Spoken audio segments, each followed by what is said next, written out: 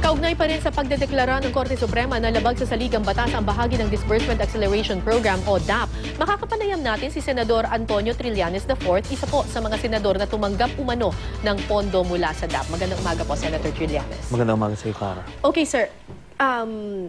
Tumanggap po kayo ng DAP? Lilinawin ko lang, ang natatanggap ng mga senador, yung PDAF. Yung DAP kasi, that's the name ng proseso na ginawa ng executive branch. At again, lilinawin ko rin na hindi po ito yung parang pag sinabing binigyan ka ng 50 million na pondo, nag-deliver yung armored truck ng cash na 50 million. Hindi po ganon. Ito ay 50 million worth ng projects.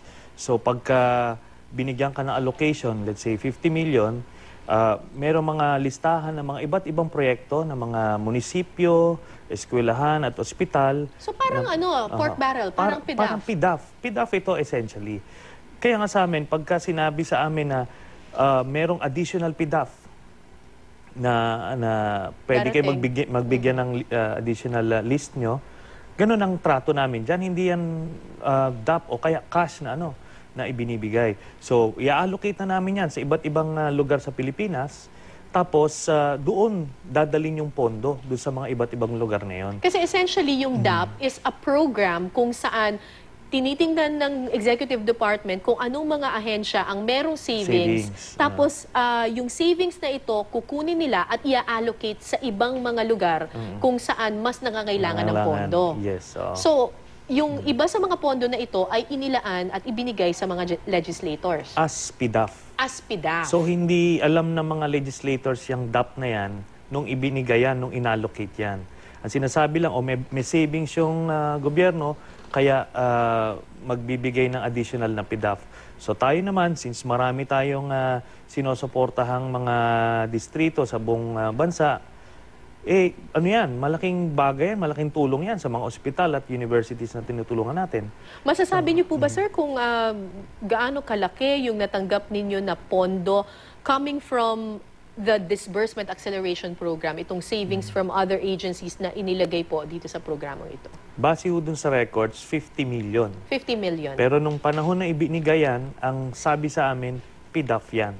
Okay. So, hindi mo makikita yung diferensya. So, kumbaga ngayon yun na lang nalaman na, nanggaling pala ito doon sa programang iyon. Okay. Saan nyo po inilaan yung 50 million na ito, sir? Sa iba't ibang proyekto. May infrastructure projects sa mga iba't ibang munisipyo, sa mga ospital, at saka mga scholarship sa mga eskwelahan. Lahat po na aming proyekto sa PDAF ay nakalagay po sa aming website at pwede ho nilang mausisa yan. At lahat yan subjected sa auditing ng COA. Okay.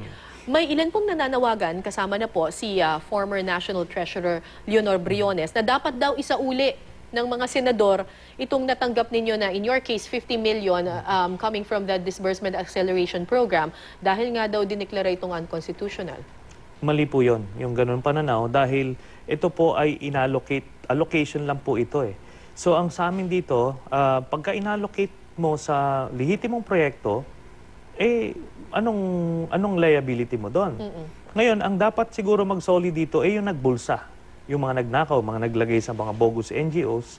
Kaya para malaman natin yan, i-subject natin ito sa special audit sa COA, makikita natin kung sino yung mga nagbulsa. In the same way that yung PDAF, earlier, ang Korte Suprema, dineklara rin naman itong hindi na tama at mali na klase ng sistema, pero wala naman tayong nakitang nagbalik ng kanilang PDAF. Kasi hindi naman talaga mababalik yon dahil yung pondo nilagay doon sa iba't ibang lugar sa Pilipinas kung saan mo inallocate yung proyekto. So, doon yun titignan ng COA kung totoo ngang lihiti mo yung proyekto at totoong napakinabangan nung munisipyo o ng mga ospital na napaglaanan. So ang gusto po ninyo ay i-audit lahat nitong mga pondo na nanggaling sa DAP at tingnan kung ano yung ginamit sa lehitimong programa at ano yung hindi. Oo, para magkaalaman na kung sino yung nagnakaw sa hindi. Okay. May mga nananawagan na dapat daw i-impeach si Pangulong Noynoy Aquino for this. Hindi ako mag-agree dyan. Dahil again, ang tanong dito, sino ba ang nagnakaw at magkano? Wala nga ganong aligasyon eh. Itong diniklara ng Supreme Court na unconstitutional, yung proseso ng pag-aangkat ng savings. So, procedural yan. Ang pinakang kailangan nating tignan is kung saan napunta itong pondo na ito at kung, yun nga, nailagay ulit yan sa bogus NGO, yan, yung kung sinong legislator ang gumawa niyan, siya yung managot.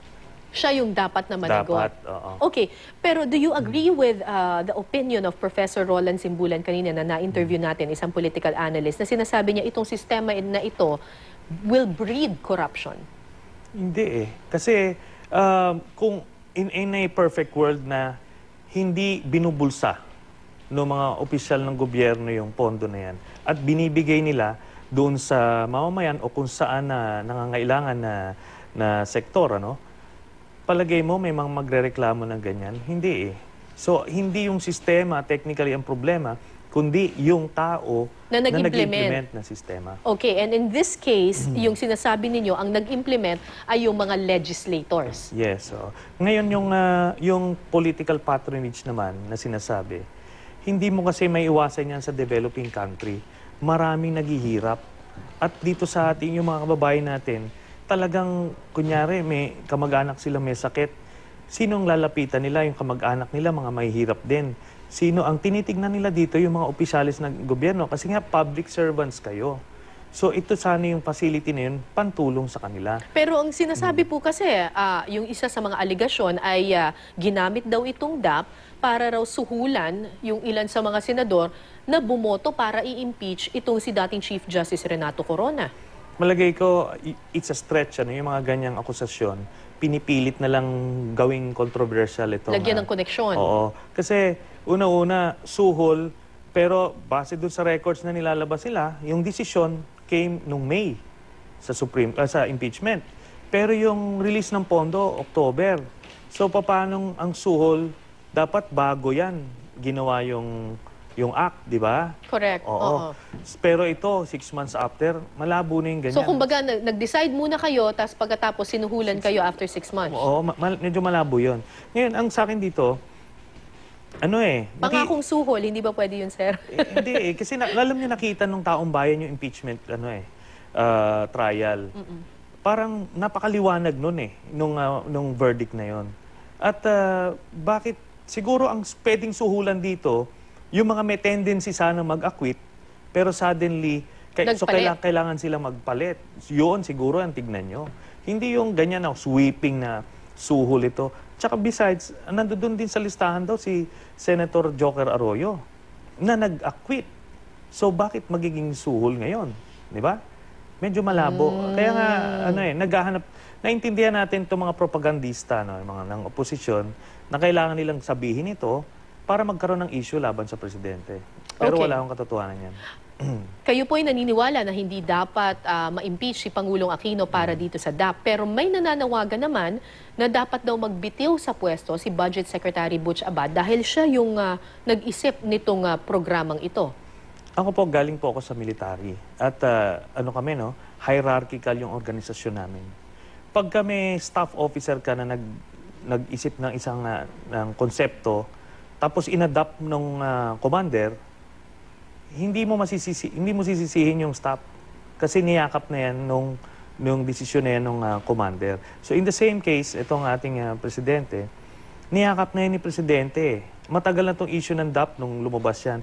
Hindi naman yan tinanggal si Secretary Butch Abad eh. Kung hindi, dinipensahan ni presidente yung DAP. So wala na ngayon sa kamay ni Secretary Butch Abad yung CC doon. Kasi it was a program by the executive which is headed by the president. So parang command responsibility. Yes. And sa aking paniniwala, nung ginagawa nila itong DAP noon, ito ay naniniwala sila na legal ito at tama ito. So ngayon, sinabi lang ng Supreme Court na mali ang ginagawa nyo. So wag nyo nang gagawin yan ulit. So ginawa naman ng... Tinigil naman. So, tsaka yun dun sa desisyon, hindi retroactive, kundi prospective na wag nyo na itong gagawin ulit. Parang ganon. Hindi siya yung tipong, dahil ginawa nyo yan dati, so kailangan managot kayo. Walang ganon. Doon sa Supreme Court ruling, meron dong presumption of good faith. So, ibig sabihin nun, hindi mo pwedeng sisihin o walang pwedeng managot dun sa gumawa nito noon kasi hindi pa nila alam na bawal yan. At ngayon, sinasabi na sa inyong bawal, kapag pinagpilitan ninyo, ayan, Yan, pwede kayong managot. managot. Pero yung dun sa ginawa ninyo before, hindi. Yes. So, dahil ultimately, babalik tayo sa tanong. Sino nagnakaw? At magkano? Wala eh. Di ba? Makikita natin yan doon sa next step, which is a special audit by COA. Tignan natin kung saan napunta yung pondo. So kung may nagnakaw man dito, wala yun dun sa level ng executive department, yun ang sinasabi nyo. Kung may nagnakaw man dito, ito yung nag-implement, which is the legislators in this case. Yes, part of it. Pwede rin dun sa kanilang sa ibang programa na napuntahan nung DAP. Pero ayun na nga, COA ang magsasabi nun. That's the next step. Pero yung sinasabi lang nung Supreme Court is procedural na hindi nyo na pwedeng gawin to ulit. At kayo po, willing po kayo na mag-undergo yung mga proyekto na kung saan nilaan ninyo itong pondo na nakuha ninyo on special audit? Yes. Dumaan na yan sa initial auditing ng COA. Kung gusto nila mag-special audit, bukas ang ating opisina para makita lahat ng dokumento. Kung sino ang nagnakaw at sino ang hindi. Yes, magkaalaman na. Kasi alam niyo itong mga propagandista, ginagamit nila ito para gibain yung imahe ng administrasyon. Pero sa atin palagay hindi ito magtatagumpay kasi wala hong sinasabi ko sino nga nagnakaw, magkano ninakaw, wala ho, ang ganun. Alright, maraming salamat po, Senator Antonio Trillanes IV.